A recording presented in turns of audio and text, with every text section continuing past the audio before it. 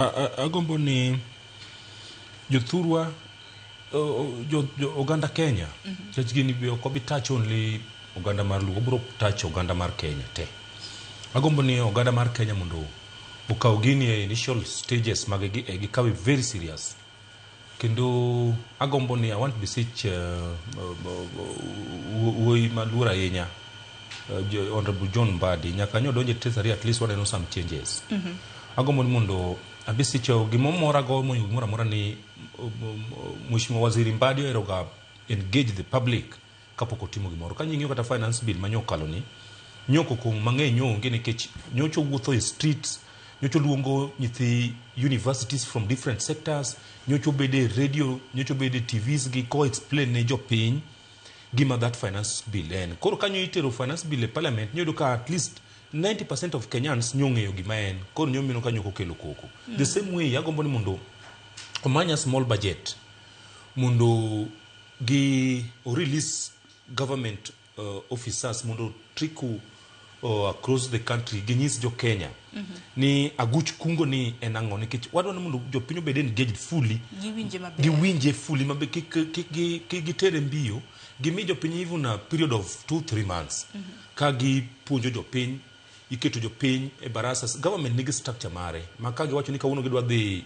Kowuor region to ging'eyo jaduong' gweng' ma giwuoyo godo to manyo jopiny, ging'eyo assistant chief ma giwuoyo godo to mobilize jopiny. Makar sana king'eyo kaka yo ma government loso go wach mar ID mikawo iyudo ka ginilande 3 days to kiny kidhi kamikawo ID no to nitiere more than 500 people. Why? Nikech government nigi chenro mare chakre piny ka idho malo. Koro agombo ni at least wach mar kungo nie sectors ma gidhi mulo te gi make sure ni gi dhi magi puonjo jopiny kabisa. Moso kanya winjo ka kata katimo ambe research mara pinje mosa manoloso aguch kungo ni iyudo ka sectors mane gichako gi sectors madongo kaka mining, ne gichako gi sectors madongo kaka agriculture. Koro wagombo ni sectors madhi bedo touched gi moso kaka area wa kuonde ma mining timore. Migori County is an hub of mining. Wagombo ni at least jowa ong'e gini fully. Which miners are very funny people. If you don't involve them girimi dwa timo, then they will leave that thing for you. It will be a one-man show run. So okore mundo timore kamano wago to miners go bende when you involve them in your thing ki involve gigi midwa ni team mi keto gema gibedo part and parcel of you people to they own that thing.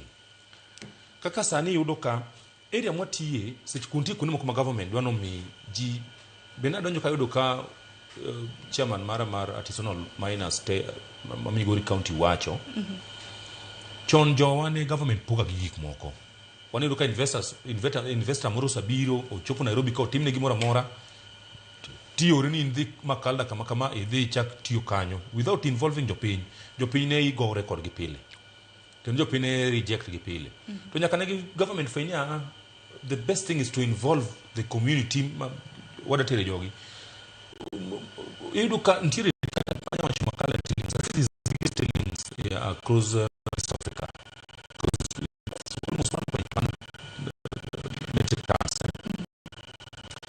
Investors iduka sani government na rubuni ati kwa mora urdu wugi topi kono wugi topi chuko pia ko kuingira tine mai kabila government la kumuka kati na kama ume pa tuni ma kwa kitu tine kwa patina no ni tine kama ima kuno pin uni or in such scenario it minus gidi of money it not you money kabisa no minus than become their own economy and that's to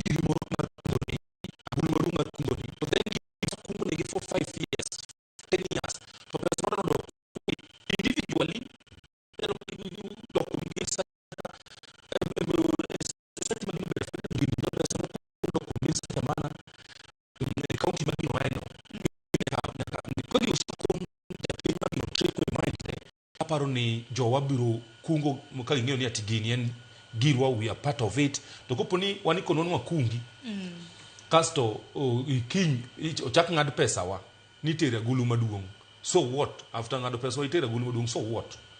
Kon magi questions mwaburo bedo wapenjo, then imibiro ni government nyo okaw pesa watu a tune of almost 1 billion kaka jokunyo pesa kata kama kama wale kama timro na kujino watu kwa wale chako jine segunda mako chako watu ni agiri ni mandamano yo siasa then kima ubengine ngata ngata bede dia ko ako man kama meto perhaps muno kigi to mabele nite jo mabele pinga pinga serikali pinga serikali mabele jo mabele ni ema tanyo ni government na kaya mano rie bibi ma Kenya ni ko como se ve para los president loso kindo watch more mo gam okay you could look at the treasury president pronounce himself so waziri ngufu